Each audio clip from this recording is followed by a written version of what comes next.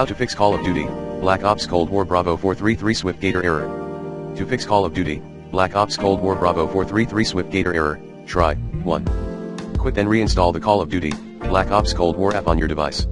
2. Check then reconfigure the safety restrictions and priority settings on your router. 3. Backup then reset your COD skins to the default. 4. Google how to adjust port forwarding on your own router brand.